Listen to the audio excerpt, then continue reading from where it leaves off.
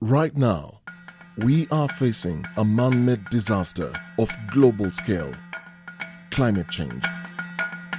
If we don't protect nature, we can't protect ourselves. WWF is in a mission to help save the climate. In the year 2018, SIDA, through WWF Kenya, initiated a program called Leading the Change, with the goal of ensuring people in ARL region, that is Mara Basin and Naivasha landscape in Kenya, are effectively controlling decisions and receiving full benefits from natural resources and exercising their responsibility for ensuring that key ecosystems and habitats are sustainably managed. Its main objective is to ensure that local communities specifically, of course through the WWRUAs, that is the Water Resources Associations, the Community Forest Associations, and other CSOs working in the environmental conservation sector are able to influence policies and laws that are touching on, or rather that are governing management of our natural resources. Leading the Change program is being implemented by WWF Kenya in partnership with 6 CSOs in the 2 landscapes, namely Lake Naivasha Basin Landscape Association, Lake Naivasha Umbrella Water Resources Users Association, Narok County Natural Resources Network, Mara Water Resources Users Association, Sustainable Energy Access Forum Kenya, the Wildlife Foundation, and MaMaCOF Community Conservation Forum. Deep at the heart of Naivasha town, in Kenya's Rift Valley, lies one of the country's biggest gems, Lake Naivasha. For time immemorial, this lake has been at the center of the country's economy, raking in millions of shillings by supporting the horticultural, tourism, and fishing industry. Thousands of livelihoods literally depend on the lake for income and survival. Besides that, Lake Naivasha is also a biodiversity hotspot and a Ramsar site of international importance.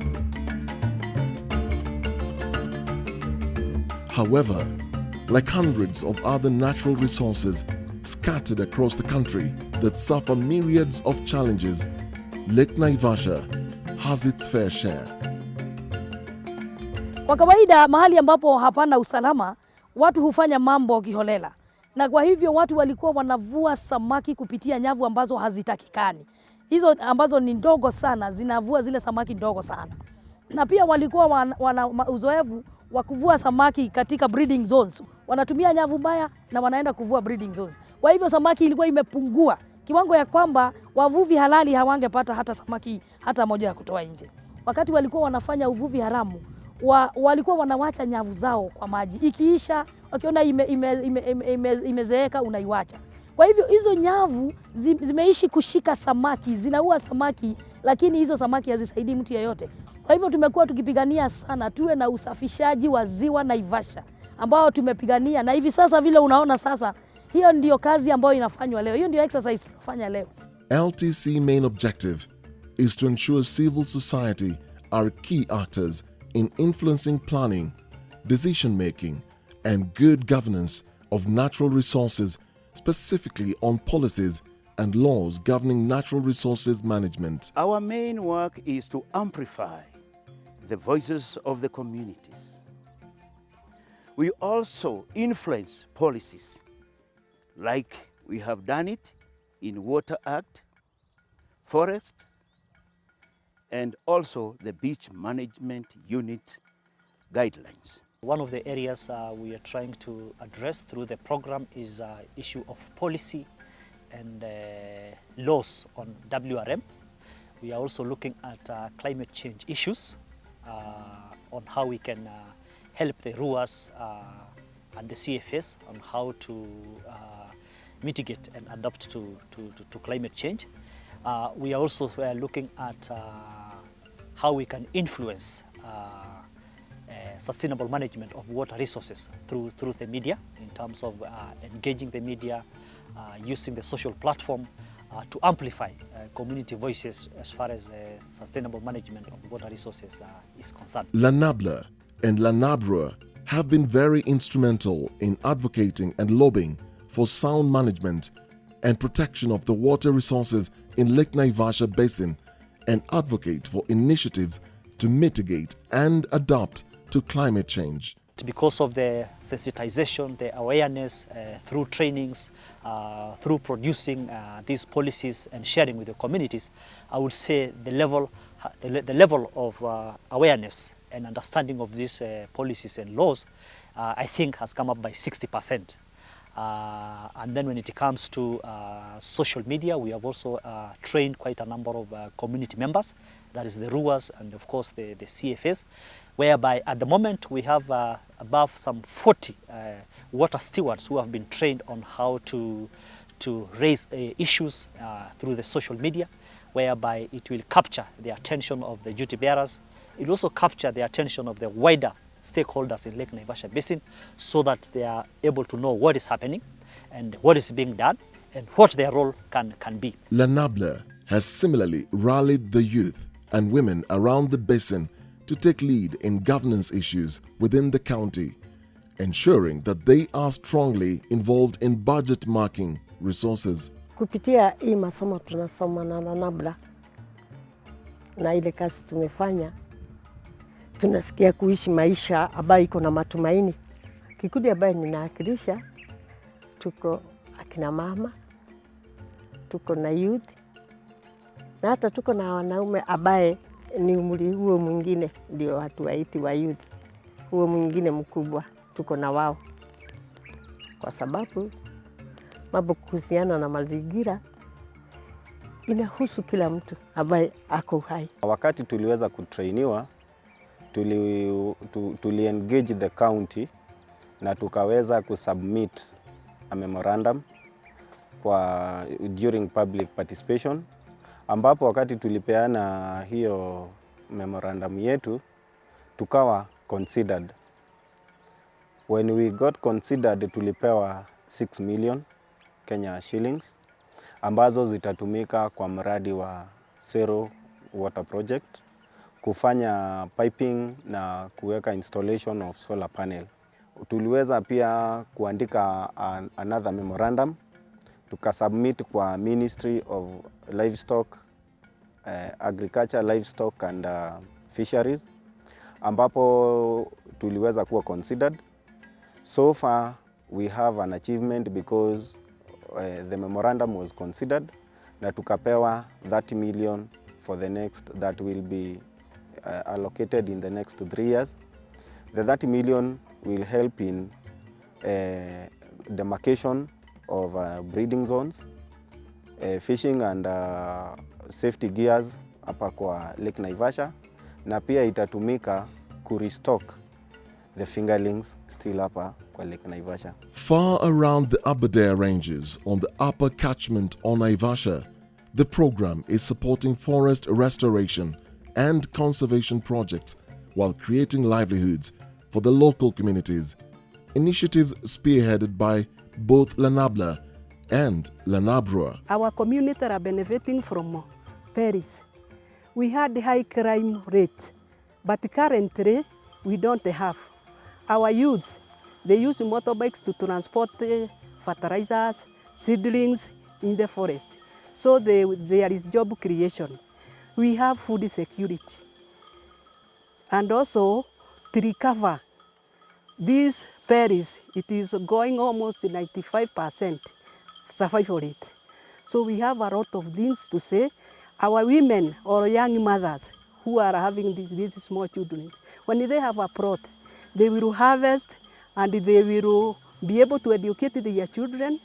They will hire houses if they don't have rats.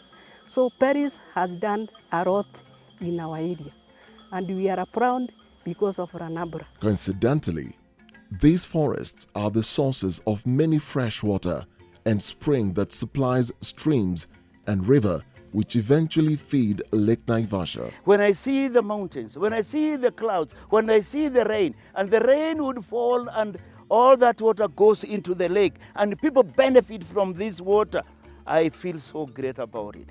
Because it means there is good air, good livelihood for the people who are benefiting, and also good life. And therefore, even the communities can also get livelihood from the good climate, good agricultural practices, good water that they use, and employment, of course, around the lake. So I have a lot of interest when I see the mountains, the valleys, and clean water. But when I find that there is a lot of interference with that clean water, I get so annoyed. With factors such as climate change, destruction of forests, and among other human activities that are piling pressure on water sources, the water levels of these streams and the lake are always at risk.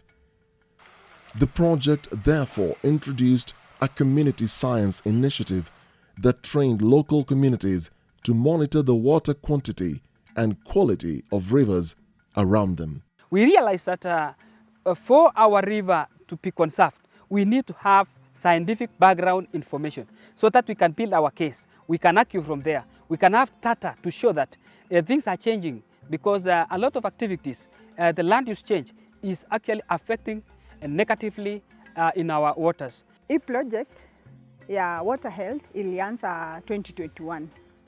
Tulipewa training na wafadhili wetu akina WWF na SIDA, wakakuja wakatupea training. We are among ourselves, we are MaMaCOF.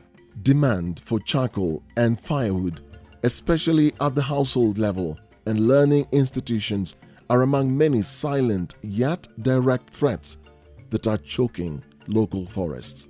Before the GECO was brought, it was pathetic. One, we were using a lot of firewood.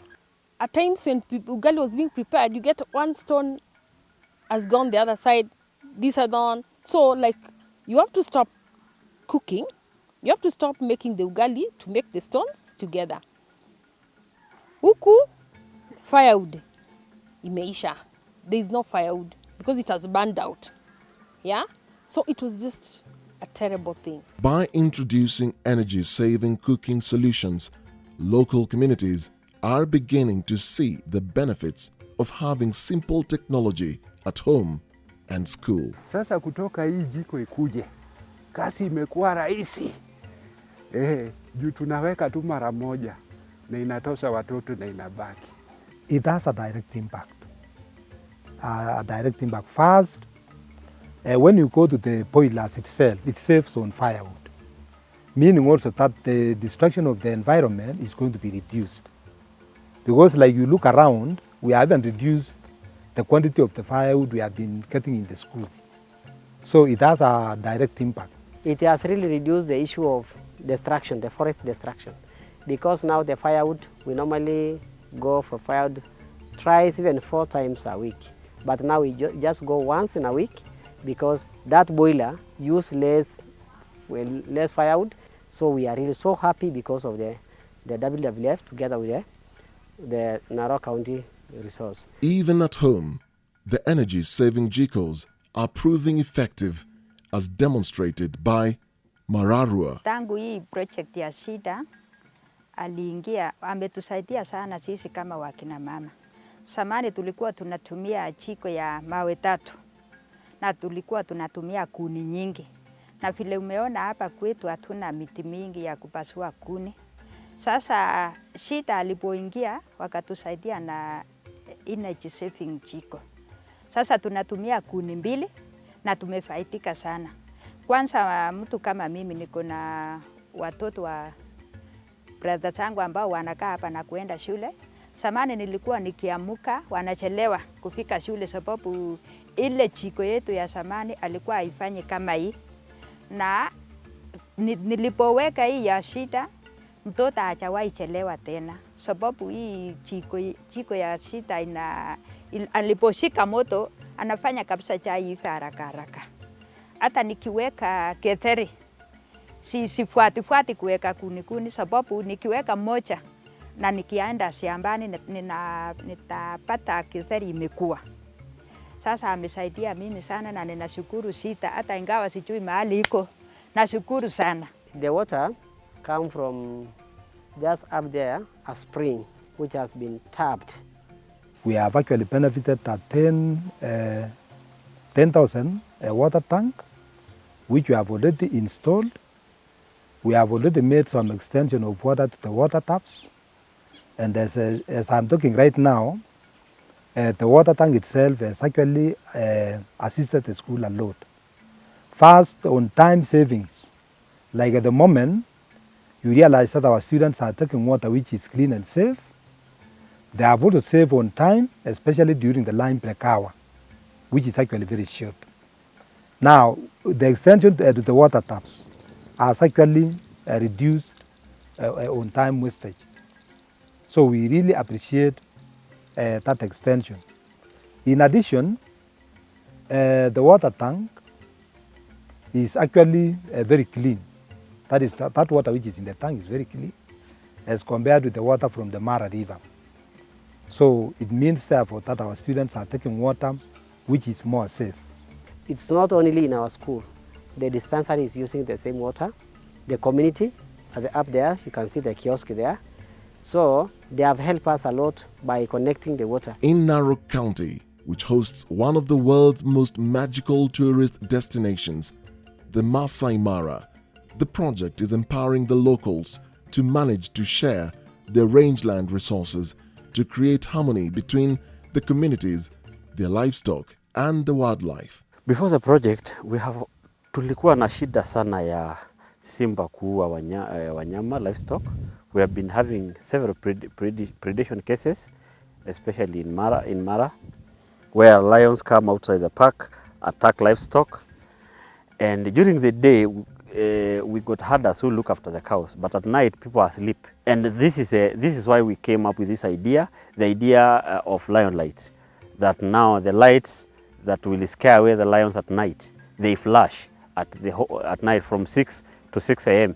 So, and this we have seen that this has really helped, because now people are friendlier to wildlife. So now we have seen even the livelihood of people coming up. Now people are able to take care of their families. So as a community of LtC Range, we decided to come up together, and we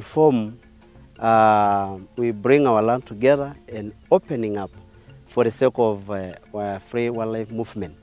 So we decided that it is good to do conservation in the area and do business as well. NCNRN has sensitized the restoration of degraded rangelands by promoting a planned grazing strategy, specifically the holistic rangeland management, to secure sustainable income for the vulnerable communities, which resulted in securing more space for wildlife by opening wildlife migratory corridors, which in turn reduces human-wildlife conflict.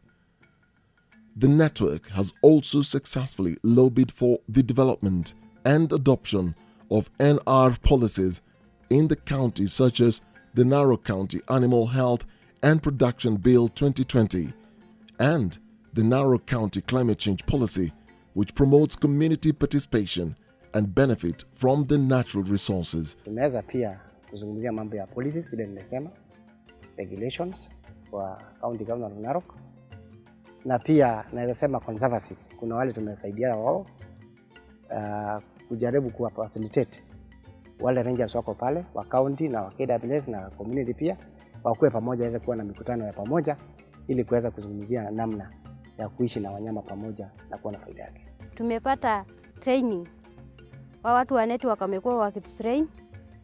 Tumetrainiwa vile hata tunashona hii machanga. Kama hii shanga ambayo tumeifaa hapa. Tumejua kushona wakati wao walianza kuleta hiyo training. Ingine walitrain pia kama wametuletea hii misinga ya nyuki. Tukapata biashara kupitia hiyo misinga. Na hiyo yote ni faida ya wamama. Pesa yote ambayo inapatikana hapo tunapewa sisi wamama. Tunaanzia biashara. Hivyo ndo tukapata hata shanga ya kushona hizi. Pia tunajaribu kutembelea mashule pia, kutengeneza zile wildlife clubs, kwa sababu unapofundisha wale wadogo watajua maana ya conservation na at least watakuwa marafiki wa wanyama. Sasa tumeona watu wakubwa ni ngumu kuweka pamoja kuambia maana ya wanyama sababu umeishi na wao. Lakini wale wako shuleni ukiwafundisha hasa kama shule zile ziko Narok, Mara, along the Mara, at least watasaidia kuwa wachungaji ama scout wa kuchunga wale wanyama kwa pale. Pia wale vijana wadogo youth, tumetarget youth na wamama sana. Sababu youth ndio wengi sana. Ukiangalia youth siku hizi ndio wanatumiwa hata kuua wale wanyama. Wanakunywa bangi. Wanaharibu mambo ya sand harvesting. Kule saa hii tumekuwa na shida ya sand harvesting along the Mara tributaries. Narok ni kaunti moja ambayo ina supply makaa Kenya mzima. So tunajua encourage pia wananchi waache kukubali mashamba yao ikatwe, kwa sababu ikikatwa hii climate change ita affect wao.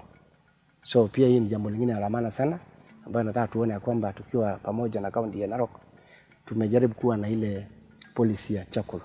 It's like Narok County Natural Resource Network, it is a bridge ya kukutanisha wale watu pamoja because wako na issues.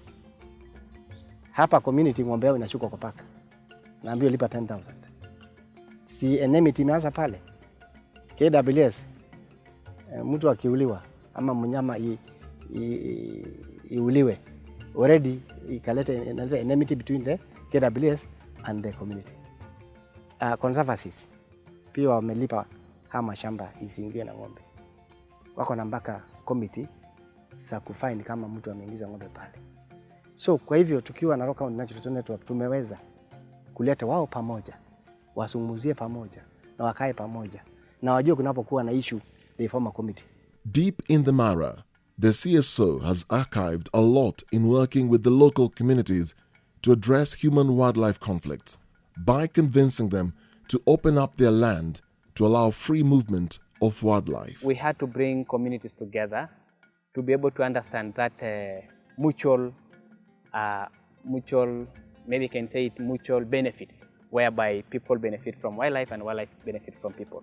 Because bringing down your fence, it means you have created route for wildlife movement. And at the same time, how do we introduce issues of livelihoods introduction, some programs which leads to livelihood and income generating activities? Because we believe on the win-win situation whereby people have to get some benefit out of wildlife and at the same time wildlife has to get benefit as a result of opening up of corridors. Here in the MaRUWA, we have been able to initiate that program back 2018 and we have secured over 3,750 acres of land under this program of the planned grazing. We call it the planned grazing, whereby communities, landowners come together, pull down their fences and own their land as a group or communally. Besides working with local communities in championing change in their respective areas, the LTC program has also had a considerable impact on energy policies at the national and county level under SEAF Kenya. One of them is to look at how we can deal with issues of capacity building in areas of energy. The second one is to look at policy advocacy.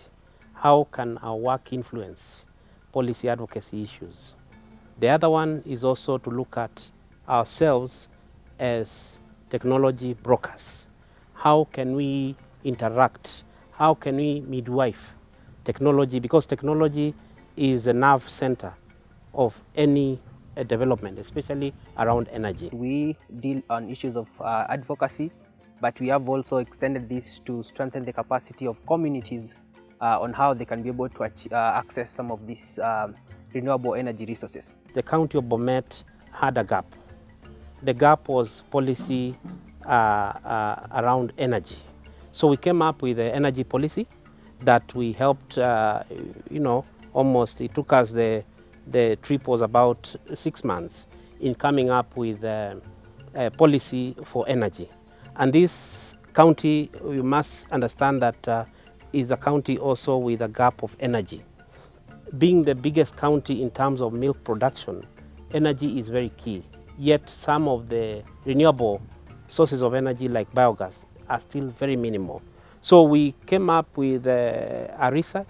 That research built on what the people want, and more especially the county government, there are gaps in terms of energy. So that is one of the instruments that has helped even to permeate in other counties which are around Bomet County. SEAF-Kenya has been a key partner in the process of mainstreaming the policy to stakeholders, and they have been in the process giving support, and it has been a journey.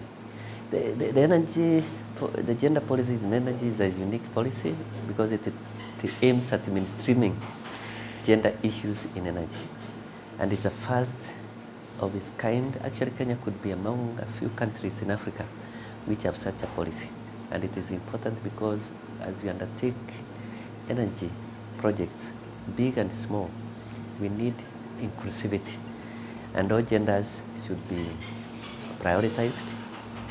People living with disabilities and other disadvantaged groups. But specifically, we want to have more women in energy, and this kind of policy will lead us to achieve that. Some of the key policies we have been able to engage in include the solar PV regulations, which we contributed in terms of bringing our members together so that can be able to submit their proposals which they could have desired to be captured in the policy, and at the moment it's still under draft, and we hope the Parliament is going to enact it very soon.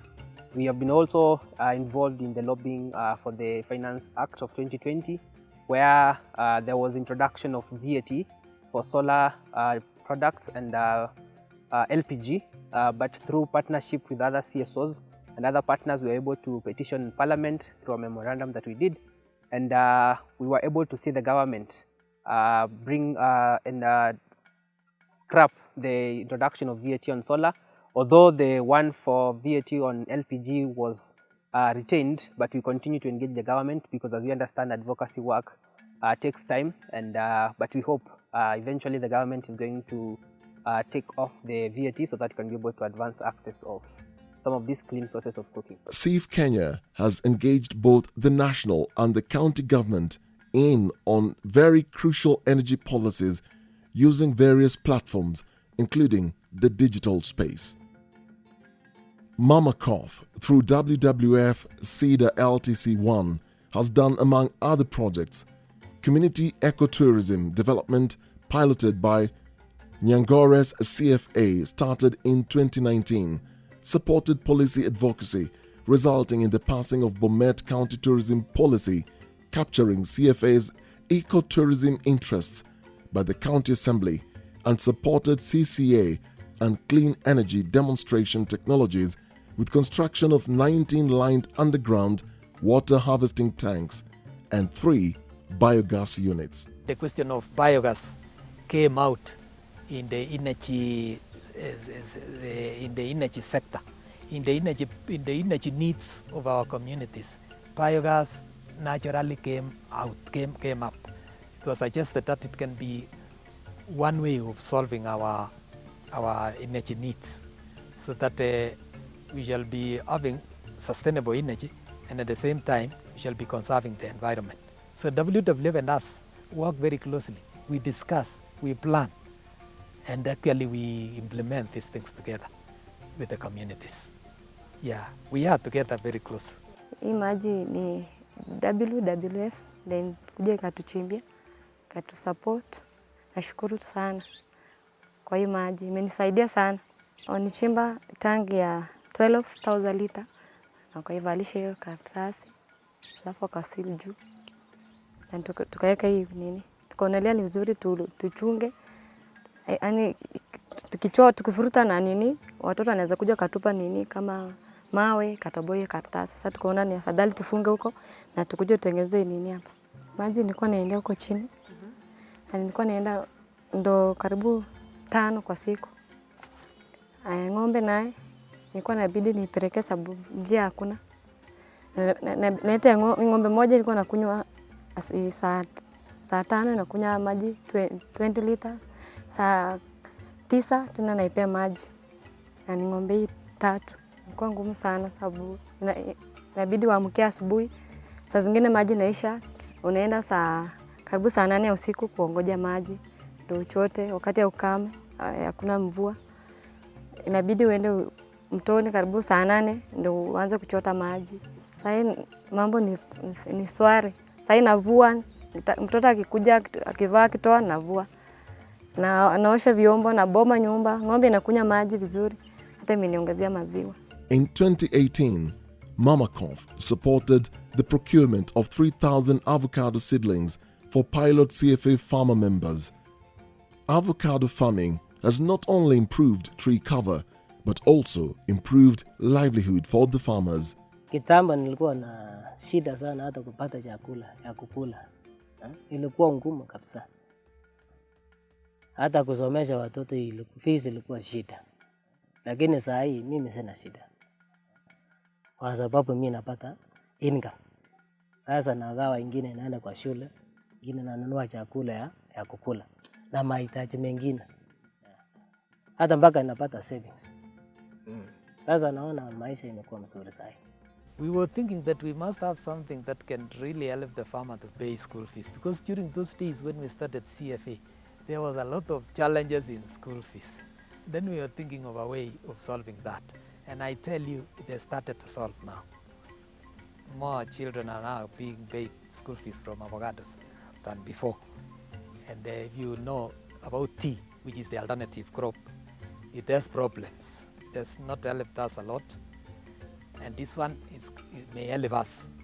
So we are foreseeing, as we begin now, as we have started now harvesting, we are foreseeing problems in marketing. So there is a gap in marketing. We need to really streamline the idea of marketing avocados, because if we are not going to be alert, it will just be like the other crops. The overview, together with the ones that we have discussed,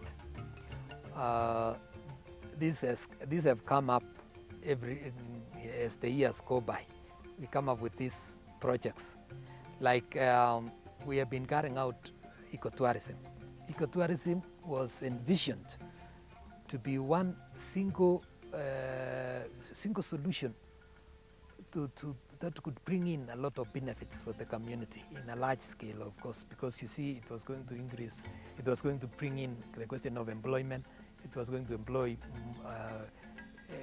a big part of the community. It was also going to give us some of the income. It's going to give us some of the income that we may use for our conservation efforts. We could pay, because now we have a challenge of paying our community scouts. We have trained community scouts who patrols together with the rangers. As the project comes to an end, after 5 years of learning and capacity building, the local communities are hoping for another phase of the project to help them in addressing gaps that still exist. The future of water is in our hands. Water is a hard problem, one that you can solve with the right tools in place, which is why making water a funding priority works. I therefore call for all stakeholders in Naivasha, our development partners. We come together and ensure that our water resources are well conserved and managed for us and the future generation.